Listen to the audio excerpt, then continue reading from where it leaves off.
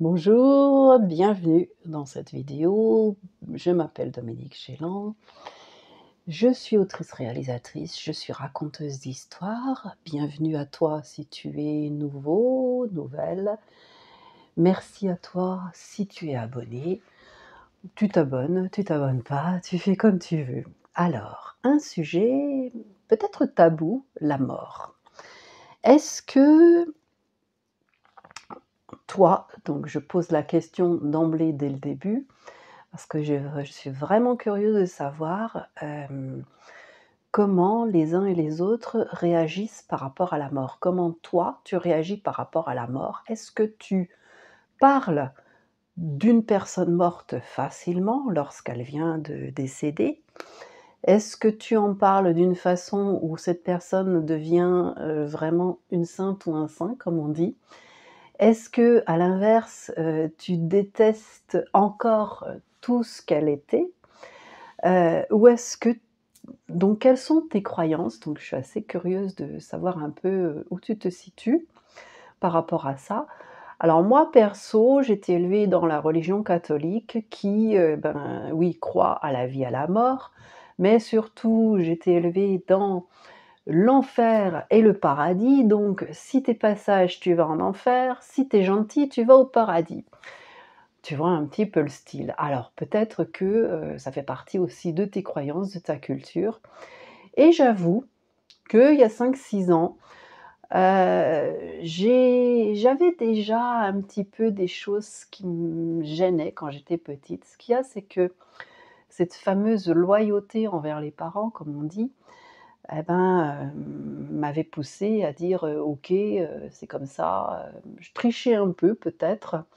Je remettais un peu en cause certaines choses, mais je me faisais insulter, renvoyer dans les cordes, si on était sur un ring de boxe parce que j'aimais un peu la ramener et puis finalement j'ai fait profil bas et je me suis rendu compte que j'ai un peu répété les choses, avec mes enfants, même si la religion en 20 ans avait évolué sur son discours, religion catholique qui plutôt que de parler et de présenter aux enfants, effectivement la mort comme, voilà l'entrée au paradis ou en enfer, parlait plutôt, eh bien d'un passage, d'un changement, d'une métamorphose. Je me souviens qu'on utilisait, la métaphore du papillon, de la chenille qui se transforme en papillon et c'est un petit peu le fond, des religions donc quelle que soit ta croyance, eh bien, d'aller, les fonds sont bons. Le côté spirituel, c'est plutôt le dogme et le discours, qui est enfermant. Voilà, c'est un petit peu ça. Donc s'ouvrir, remettre en cause et être curieux d'autre chose. Donc c'est vrai que je suis allée un petit peu plus sur les peut-être je me suis intéressée à ce que je me serais pas intéressée, comme les religions orientales, le bouddhisme.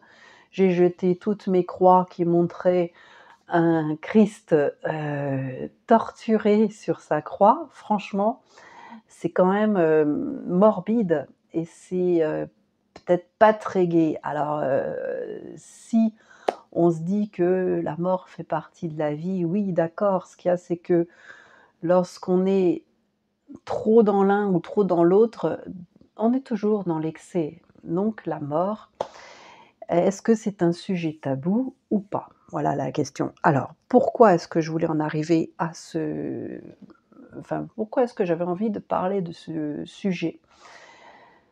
Parce que j'ai viens de terminer un livre qui s'appelle Le goûter du lion d'Ito Ogawa, une autrice japonaise. Donc je m'étonne à chaque fois que les auteurs et les autrices japonais soient, traduits, si longtemps après leur parution au Japon. Bon celle-là, ça va encore. C'était 2019 au Japon, mais c'est vrai que récemment j'en ai lu une autre où c'était 2012 et elle vient seulement d'arriver.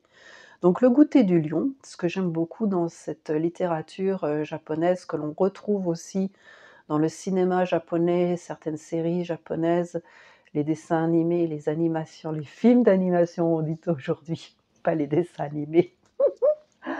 On dit encore les dessins animés. Allez, les films d'animation japonais des studios Ghibli, Princesse Mononoke, Mon voisin Totoro, voilà pour ceux, les derniers que j'ai regardés, Château dans le ciel, Château ambulant. Alors j'en arrive au Goûter du lion qui est en réalité, effectivement, quelque chose qui parle de mort. Donc ça, c'est quelque chose aussi qui m'étonne. Je serais aussi curieuse d'avoir ton avis par rapport à ça, sur les séries, les films ou les livres qui, dès le début, annoncent la mort de quelqu'un. Donc souvent le héros, l'héroïne, et finalement on continue quand même à regarder la série, le film, ou à lire le livre.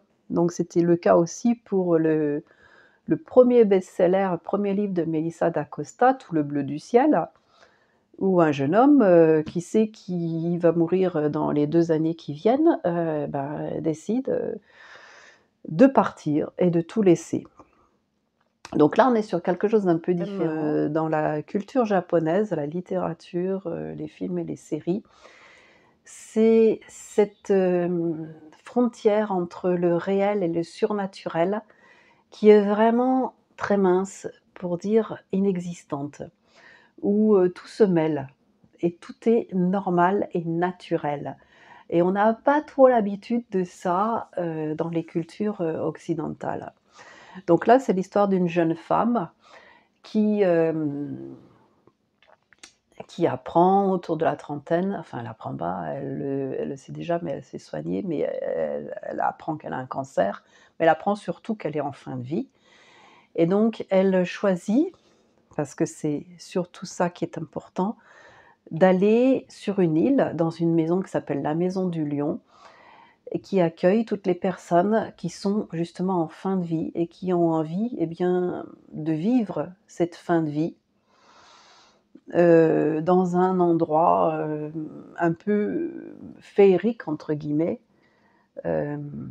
avec, quand même tout ce qu'il faut pour accompagner, la fin de vie médicalement.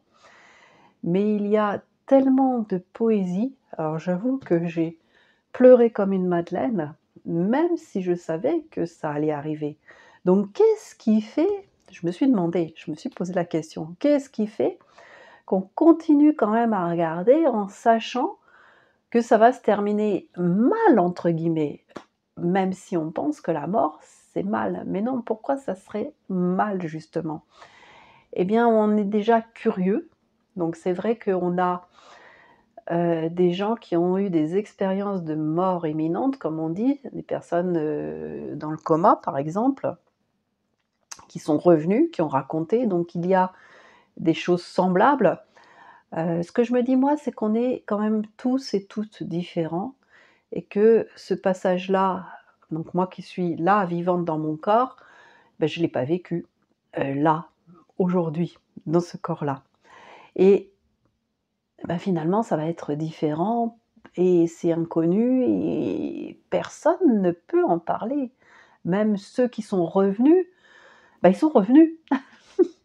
Donc la seule chose, de mon point de vue, dont nous sommes sûrs, c'est qu'il y va y avoir, donc quelle que soit la croyance, ça c'est un fait, c'est qu'il va y avoir séparation de notre corps et de notre esprit, ou pour et même encore d'autres choses, de l'âme, des autres corps, en tout cas, notre corps physique, c'est vraiment, et ça médicalement, je pense que personne ne peut me contredire, et encore, nous ne savons pas parce qu'il y a des avancées très prodigieuses de la science.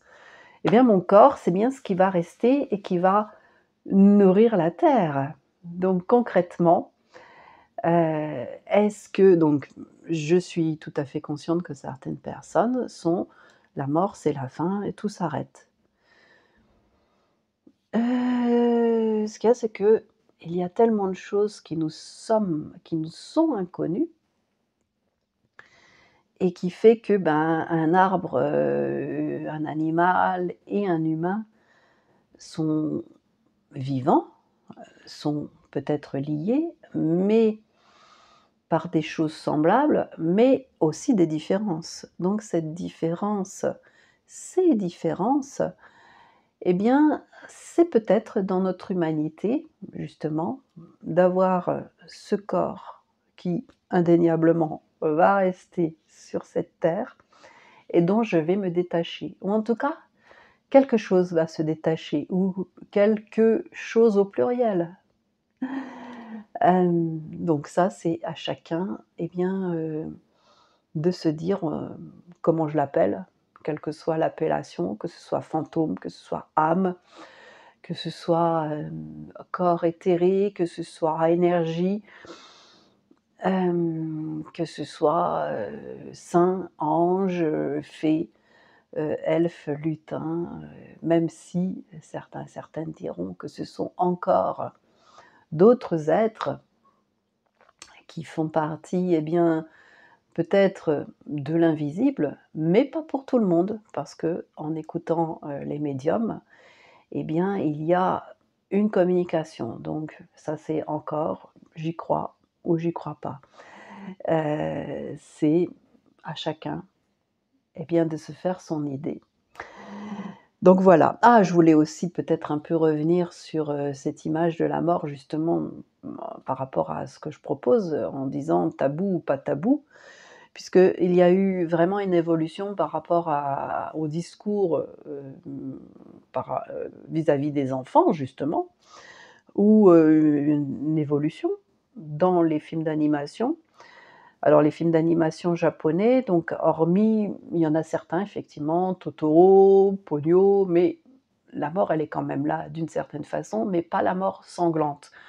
Et puis dans les premiers Disney, par exemple, comme Blanche-Neige, bah, finalement, il y a quand même une mort, c'est la méchante reine. Donc on tue les méchants et on garde les gentils.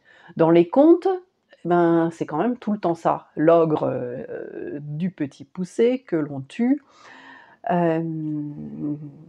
les méchants, la méchante reine, le méchant roi, etc., etc. C'est quand même très souvent des méchantes reines.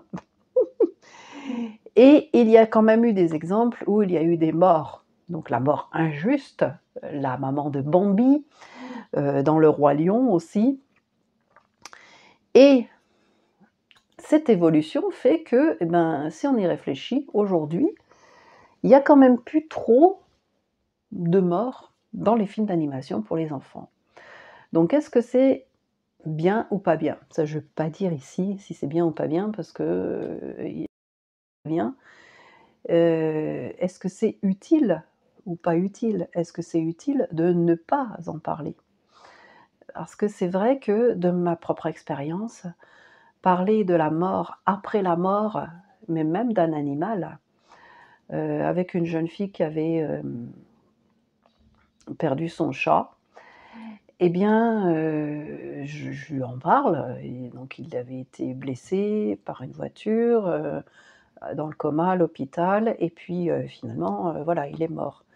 Elle m'a dit: «Non, on n'en parle pas». Et beaucoup de personnes sont ainsi avec, la mort d'un proche ou mais souvent d'un proche où on n'en parle pas. En fait, on enterre le souvenir avec son corps.